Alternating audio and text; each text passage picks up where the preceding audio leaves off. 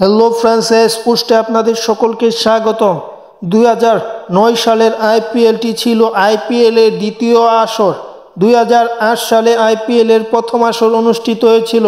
সেইবার champion হয়েছিল যেই দল, তার আগে বলি রানার আপ কে হয়েছিল। রানার আপ হয়েছিল চেন্নাই সুপার কিংস এবং চ্যাম্পিয়ন হয়েছিল রাজস্থান রয়্যালস। এবং 2008 সালের আসর শেষ হয়ে 9 সালের আসর শুরু হয় এবং সেই আসরে চ্যাম্পিয়ন কে হয়েছে এবং কত রানে চ্যাম্পিয়ন হয়েছে সব কিছু জানবো, এবং রানার আপ কে হয়েছে, সেরা খেলোয়াড় কে হয়েছে সব জানবো। তার আগে বলছি, যারা এখন পর্যন্ত এই ছোট্ট চ্যানেলটি সাবস্ক্রাইব করেননি তারা সাবস্ক্রাইব করে ফেলুন এখনই।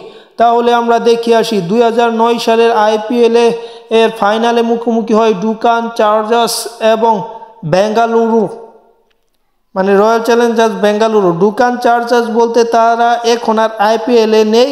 তারপর 2011 আইপিএল থেকেই তাদেরকে আর দেখা যায় নাই, তাদের পরিবর্তে ওই জায়গায় সানরাইজার্স হায়দ্রাবাদ এসেছে।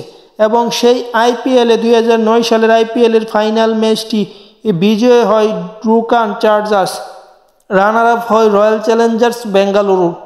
এবং সেই আসরে 6 রানে জয়ী হয় ডেকান চার্জার্স এবং রয়্যাল চ্যালেঞ্জার্স বেঙ্গালুরু সেই আসরে 6 রানে হেরেছে। এবং বিরাট কোহলির জন্য সেটাই সবচেয়ে বেশি সুযোগ ছিল চ্যাম্পিয়ন হওয়ার জন্য, তারপর আর এমন সুযোগ তিনি পায়নি।